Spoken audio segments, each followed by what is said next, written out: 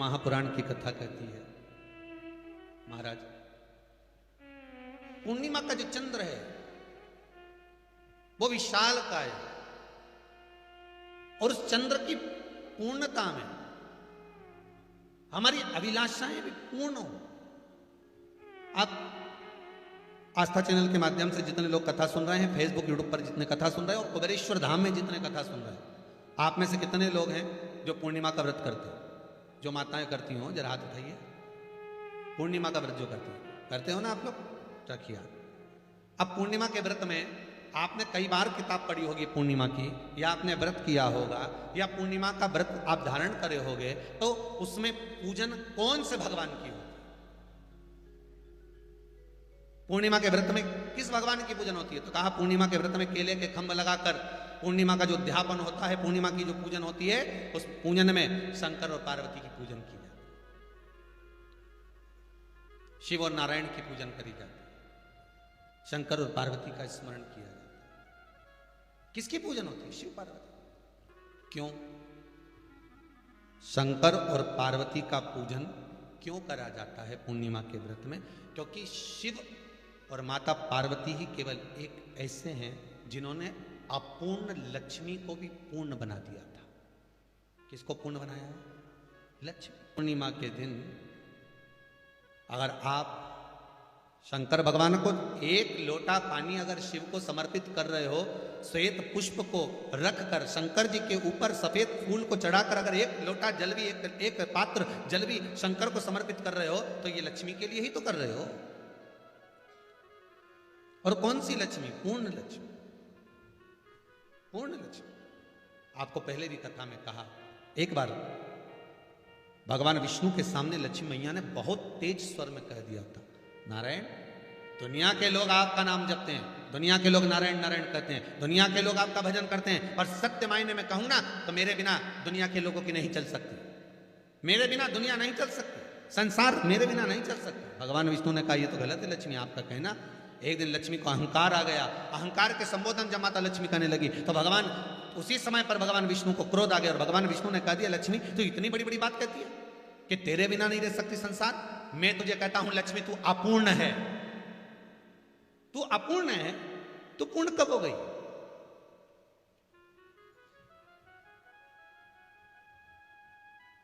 तेरी पूर्णता कहां हो गई? लक्ष्मी की आंख से आंसू बहने लगे। आज आपने मुझे अपूर्ण कहा है, आपको मालूम है आप मुझे अपूर्ण कह रहे हो? आपको ये ज्ञात हो रहा है आप मुझे अपूर्ण कह रहे हो? भगवान कहते हैं हाँ लक्ष्मी मैंने तुझे अपूर्ण कहा। अपूर्णता का मतलब आप जानते हो ना? भगवान कहते हैं लक्ष्मी मैं सब जानता हूं। लक्ष्मी रोती हुई माता सरस्वती के पास पहुंच गई। सरस्वती ने पूछा क्या बात है लक्ष्मी, क्यों रो रही हो? लक्ष्मी जी ने कहा क्या बताऊं सखी, मेरे पति ने आज मुझे अपूर्ण कह दिया है। तो क्यों रो रही है तू? अपूर्ण अगर कह दिया, पति ने ही तो कहा है ना, तो क्यों रोना? चल मेरे साथ। और सरस्वती मैया माता लक्ष्मी को लेकर सीधे पहुंच गई माता पार्वती के यहाँ। माता पार्वती के यहाँ जब पहुंची, माता पार्वती जी ने लक्ष्मी जी को देखा और सरस्वती को देखा तो पूछा कि बात क्या है, क्या हो गया ऐसा, क्या हुआ, क्या है ऐसा जो तुम दोनों आज मेरे पास में आई?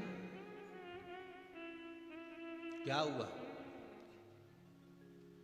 पार्वती जी कुछ बोलती, शिव जी का ध्यान माता सरस्वती की ओर और लक्ष्मी की ओर गया और भगवान शंकर जान गए कि आज भगवान नारायण ने लक्ष्मी जी को अपूर्ण कहा है। अब देखें माता पार्वती क्या कर सकती है, इसको पूर्ण बनाने के लिए करेगी क्या? क्या हुआ? माता सरस्वती जी बोली लक्ष्मी को अपूर्ण कर दिया। अपूर्ण कर दिया? हाँ, तो क्या सोचना उसके लिए, इसको मैं अभी पूर्ण बना देती हूं। माता जगतजननी पार्वती ने गोदी में विराजमान गणेश जी को उठाया और उठाकर लक्ष्मी जी की गोद में दे दिया। ले लक्ष्मी आज से तू पूर्ण हो गई, लक्ष्मी आज से तू पूर्ण है। गोदी में जब तक संतान नहीं है तो नारी को लोग अपूर्ण समझते हैं, पर माता पार्वती जी ने संपूर्ण ब्रह्मांड में एक सिद्धता प्रदान कर दी कि अपने गोदी के लाल को, अपने गोदी के पुत्र को माँ माता ने लक्ष्मी की गोद में देखकर लक्ष्मी को पूर्ण बना दिया। वो दिन कौन सा था? पूर्णिमा का दिन लक्ष्मी को पूर्ण करने का दिन, पूर्ण करने। केवल अमृत ही नहीं बरसता, पूर्णिमा के दिन लक्ष्मी भी बरसती है। पूर्णिमा के कितने व्रत होते हैं? बोलते जाओ, जरा जल्दी जल्दी बोलो। पूर्णिमा के नारियों को, स्त्रियों को अखंड सौभाग्य के लिए, जो नारी वैधव्य नहीं होना चाहती है, उस नारी को पूर्णिमा के कितने व्रत करना चाहिए? जिस नारी के यहाँ संतान नहीं हो, औलाद नहीं हो, उसको पूर्णिमा के कितने व्रत करना चाहिए? जिस नारी का पुत्र, पति बहुत बीमारी से ग्रसित हो, लग रहा हो कि ये मेरा बेटा बहुत बड़ी बीमारी में घिरा हुआ है, तो नारी को कितने व्रत करना चाहिए? स्वयं भगवान कृष्ण ने माता यशोदा को द्वापर में भी बताया है कि पूर्णिमा के 32 व्रत होते हैं। कितने व्रत होते हैं? 32। हम भगवान कृष्ण यशोदा रानी को, माता यशोदा जी को भी बता रहे हैं 32। अब आपको किसी ने बता दिया होगा कि 8 कर लो, 7 कर लो, 6 कर लो, 12 कर लो, इसलिए आपने बोला कि 12 कर लीजिए, 32 कर लीजिए। अरे यहां तो द्वापर की कथा भी कहती है। यशोदा जी ने एक बार भगवान कृष्ण को रोक कर कह दिया, ए कन्हैया रुको। कन्हैया बोले, बोलो माँ क्या बात है? कन्हैया जरा रुकिए, इधर आओ जरा। भगवान कृष्ण आए। हाँ माँ बोलिए। जगह का प्रसंग है ये, जिस समय पर राधा रानी कुरुक्षेत्र में नंद बाबा और यशोदा जी को लेकर कुरुक्षेत्र के कुंड में, ब्रह्म सरोवर में स्नान कराने के लिए लेकर जाती है, ग्रहण का समय पर। और जब भगवान कृष्ण उस कुरुक्षेत्र के उस सरोवर में स्नान करने आते हैं, तब यशोदा जी ने अपने लाला से प्रश्न किया, पूछा है कि नारी वैधव्य होकर ना मरे, उसका पति कोई रोग से ग्रसित ना हो, उसका पुत्र किसी रोग में ना पड़े। कितना सुंदर संवाद लिखा है। अगर किसी माता का पुत्र मान लो किसी नशे में डूबा हुआ है, कोई नशा कर रहा है और गलत नशा है, आपको लग रहा है कि ये नशे में डूबा हुआ है, आपको लग रहा है कि ये गलत जगह पर डूब गया है, आपको लग रहा है कि मद्रापान में, मांसाहार में या अधिक गांजा आदि का जो भी नशे होते हैं, जितने भी नशे, उसमें डूब चुका है। और माँ उसको समझा रही है, तू नशे में मत डूब, तू इस काम को मत कर, तू ये गलत कर्म मत कर। माँ उसको समझा कर हार गई। तो मेरा माताओं से निवेदन है, आप उसको समझाना बंद कर दो, एक काम करना प्रारंभ कर दीजिए। हमें जो शिव महापुराण के माध्यम से शास्त्र कह रहा है कि आप 32 पूर्णिमा के व्रत प्रारंभ करें। उसमें करना क्या है? आपको केवल जिस दिन व्रत रहे, रात्रि के समय पर कोई भी मीठा, कुछ भी सामग्री आप चंद्र की रोशनी में, चंद्र को अर्घ देने के बाद, पूजन करने के बाद उसको रखो, और वही सामग्री जो नशा कर रहा है उसको पूर्णिमा के दूसरे दिन उसको खिलाओ। आप धीरे धीरे खिलाना चालू करेंगे, जिस नशे में वो डूबा हुआ उस नशे से वो छूटना प्रारंभ हो जाएगा। 2 पूर्णिमा व्रत करके तो देखो, तीसरे में तुम्हें जरूरत ही नहीं, धीरे धीरे आप वो छूटना प्रारंभ हो जाएगा। स्वयं भगवान कर रहे हैं। यशोदा मैया ने कन्हैया को रोक लिया कुरुक्षेत्र के उस मैदान में, और भगवान कृष्ण का दर्शन माता यशोदा जी करी। बहुत दिनों के बाद माँ को, आज माता यशोदा को लाला का दर्शन हुआ, बहुत समय के बाद, जाने के बाद, बहुत समय। कृष्ण से माता यशोदा जी ने पूछा, कन्हैया लो, किसी नारी का पुत्र या पति रोग से ग्रसित हो,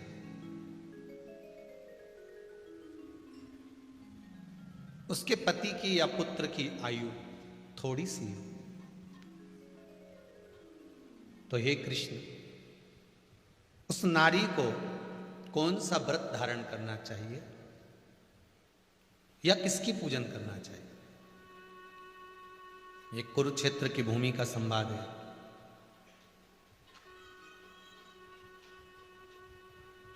भगवान कह रहे हैं, मां, अगर नारी अपने पुत्र और अपने पति के लिए, उसकी उम्र की वृद्धि के लिए, रोग मुक्ति के लिए,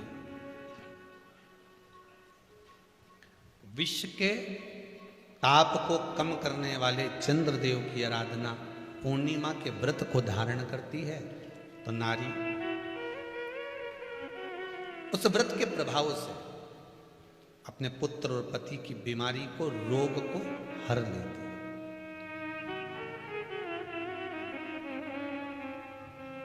रोग का हरण कर लेती।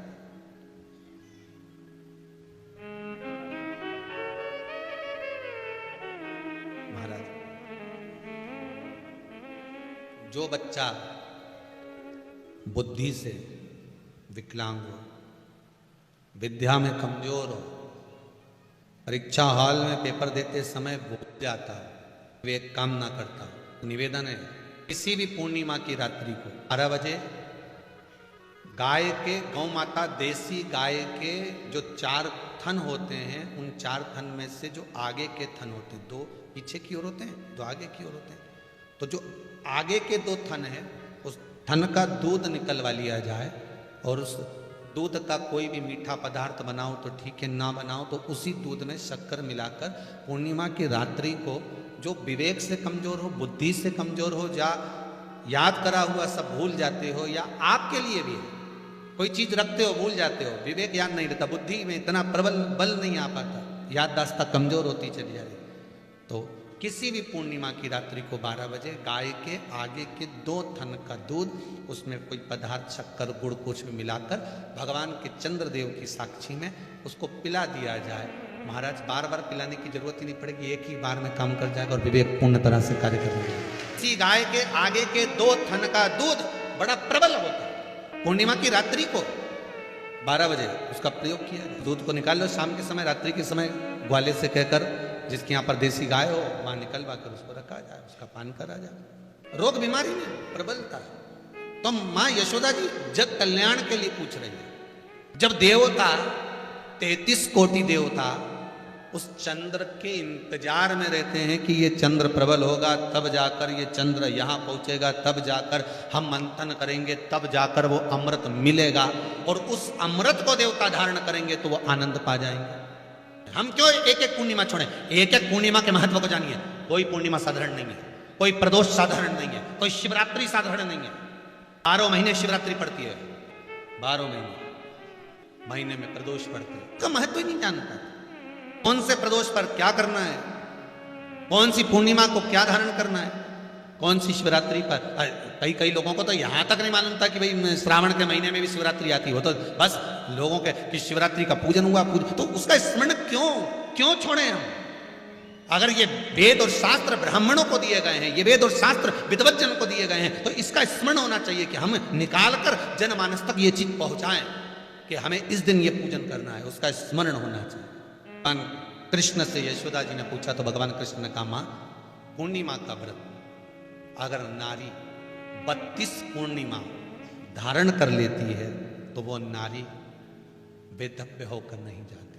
पर आप लोग व्रत जो करते हो ना, जो भी व्रत आप लोग उठाते हो, सोमवार का व्रत जैसे किसी माता जी ने उठा लिया और वो उठाने के बाद, हम तो शादी नहीं हुई थी ना जब भी सोमवार व्रत करते थे, अब शादी हो गई अभी भी हम सोमवार का व्रत कर रहे हैं, करे जा रहे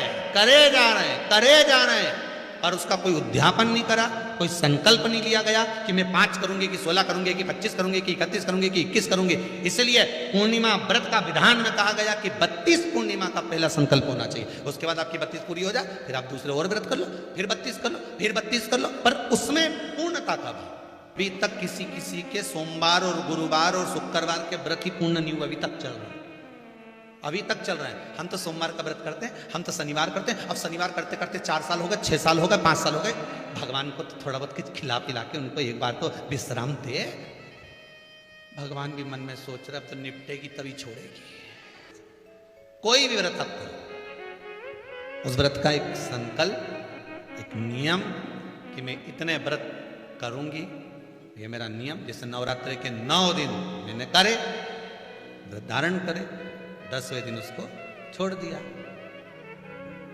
अब तुम तो सोच कर बैठी कि ये मैं 9 दिन धारण कर लूंगी, ने एक दिन बाद एकादशी पड़ रही है तो 10वें के दिन कौन छोड़े, दशहरे का भी व्रत ये भी कर लूँ, 11 भी पूरी कर लूँ, उसके बाद प्रदोष भी कर लूँ, और प्रदोष के बाद में मैं फिर जो द्वादशी पड़ी, 12 पड़ी वो कर पुरा के इसके बाद ही छोड़ूंगी। थोड़ा सा जिस व्रत को उठाया गया, जिस व्रत का नियम लिया गया, उस व्रत का प्रदान कर फिर उसको थोड़ा सा भाग प्रदान कर हमने ये व्रत पूर्ण कर लिया।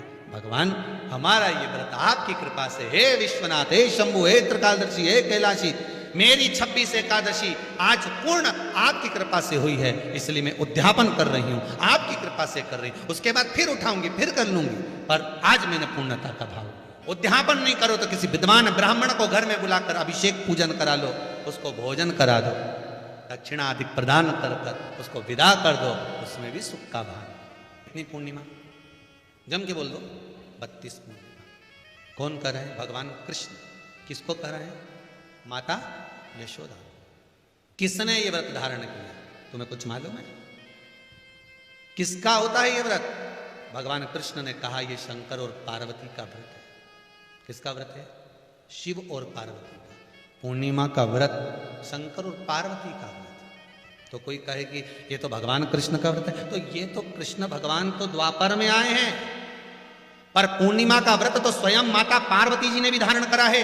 जिस समय पर कार्तिकेय महाराज को गंगा मैया प्रकट कर रही थी और तारकासुर का जब संहार करना था, तब माता पार्वती ने शंकर जी से पूछा था कि तारकासुर को मारने के लिए आपके पुत्र की जरूरत है, आपका पुत्र प्रकट कैसे होगा, क्योंकि आप तब साधना में लगे रहते हो। भगवान कहते हैं चिंता मत कर, तू एक काम कर, पूर्णिमा व्रत को धारण कर। मां पार्वती भी जिस व्रत को धारण करी है, तो कोई कोई ये द्वापर का व्रत है। यहां तो शास्त्र कह रहा है कि कोई भी अगर आप प्रसंग धारण कर रहे हो, कोई भी आप नियम धारण कर रहे हो, कोई भी आप व्रत धारण कर रहे हो, या आप किसी भी तरह का पुण्य भाग धारण कर रहे हो, तो उसमें जड़ की मूलता होना चाहिए। जड़ कहां? केवल पूर्णिमा का व्रत कोई केवल द्वापर का नहीं है, केवल त्रेता का नहीं, ये तो सतयुग के भी आगे का निकल चल, ना जाने कितने सतयुग, कितने त्रेता, कितने द्वापर हुए, तब से चला। नैनों में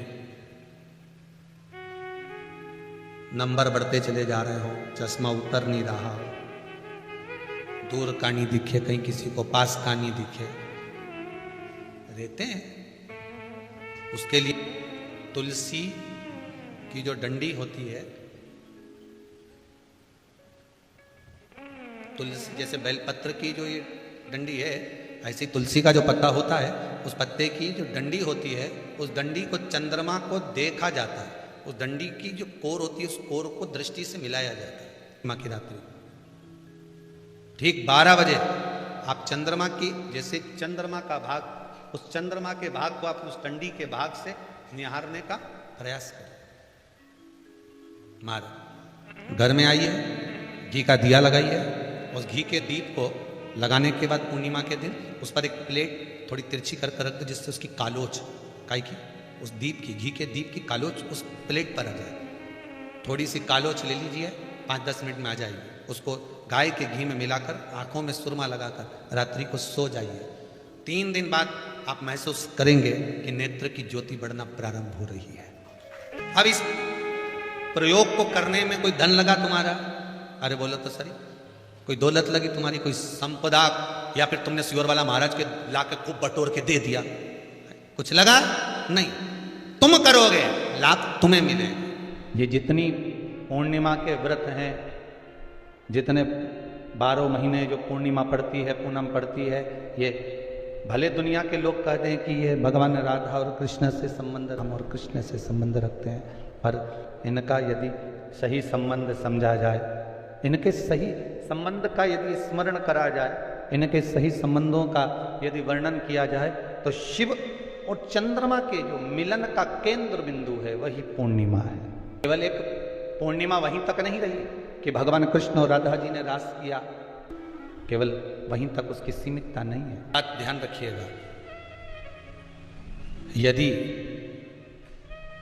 काया का रोग हो गया, मान लो शरीर कहीं से सफेद पड़ रहा है, कहीं से काला पड़ रहा है, शरीर में से खाल की फुकड़ी निकलना प्रारंभ हो गई हो, शरीर में काले काले चट्टे पड़ना चालू हो गए हों, या कोई विशेष रोग हो गया, कोई विशेष में रोग है, बीमारी है, काया बेकार हो रही है, तो सीधी सीधी बात शिव महापुराण की कथा कहती है, सुंदर आनंद में श्रवण कर कर आप अपने जीवन को, ये पूर्णिमा शिव महापुराण की कथा कहती आ रही है। कुछ नहीं करना, पीपल का एक पत्ता, उस पत्ते पर थोड़ा सा चावल, थोड़ा सा चावल, पूर्णिमा की रात्रि को अपने हाथ में लेकर, अपने नयनों से लगाकर, शरीर पर से स्वयं उतार कर उसको दरवाजे के पास रख दीजिए। पूर्णिमा की रात्रि को पूर्ण होने पर उस चावल को दूसरे दिन सूंघ कर बहते हुए पानी में डाल दीजिए। महाराज कितने भी रोग से ग्रसित हो गए, पीपल का एक पत्ता 52,000 ब्राह्मण की साक्षी कराता है। महाराज बहुत ध्यान देना, पीपल के वृक्ष में स्वयं नारायण का, मेरे कृष्ण का वास है। स्वयं भगवान गीता के अंतर्गत कहते हैं कि मैं पीपल का वृक्ष हूं। नारायण 52,000 ब्राह्मणों का वासा एक पीपल के पत्ते में होता है। और आपको पहले भी कथा में कहा, गाय, ब्राह्मण, बहन, बेटी, ये सब काल का हरण करने वाले, काल को हरने वाले हो रोग को मिटाइए। शिव का स्मरण करो। पूर्णिमा के दिन चावल का एक आखा दाना, आखा दाना जानते हो, पूरा खंडित चावल नहीं, कितना चावल, एक दाना चावल का शंकर भगवान के शिवलिंग पर समर्पित करिए। एक बेलपत्र जिसका डंडी का मुख अपनी ओर हो, जहां से चावल चढ़ाया है, उस चावल के ऊपर अपनी कामना कर कर रख दीजिए और चंद्रमौली भगवान का स्मरण करिए। कौन से भगवान? शंकर भगवान का सर्वश्रेष्ठ सुंदर नाम है चंद्रमौली। चंद्रमौली भगवान का स्मरण करिए, अपनी कामना कर कर बेलपत्र समर्पित कर कर शिव जी पर एक लोटा पानी, एक जल पात्र समर्पित करो, कलश से जल चढ़ा दीजिए, नयनों में वो जल लगाकर अपनी कामना कर कर वापिस घर को आइए। आएगी जो कामना करी है मेरा चंद्रमौली भोलेनाथ उसे पूर्ण कर ही देगा। शिव उपासना के लिए जितनी 12 महीने में पूर्णिमा पड़ती है, एक एक पूर्णिमा का व्याख्यान वर्णन करेंगे। आज तो कथा का महत्तम दिवस है, पहला दिवस है, तो हम उसको महत्व समझें कि पूर्णिमा का महत्व क्या है, हम उसका महत्व समझें कि शंकर और चंद्र का रिश्ता क्या है, संबंध क्या है। भगवान ने जितनी पूर्णिमा बनाई है, जितने नक्षत्र बनाए, जितनी घड़ी बनाई, जितना पल बनाया, जितना समय बनाया, ये शंकर भगवान ने जो बनाया ये गलत नहीं बनाया, श्रेष्ठता के लिए बनाया, जग के उद्धार के लिए, संसार के उद्धार के लिए बनाया। अब उसका प्रयोग आप करें ना करें ये आपके ऊपर है। आप उसका प्रयोग कर रहे हैं ना कर रहे हैं आपके ऊपर, पर जो बनाया है मेरे भगवान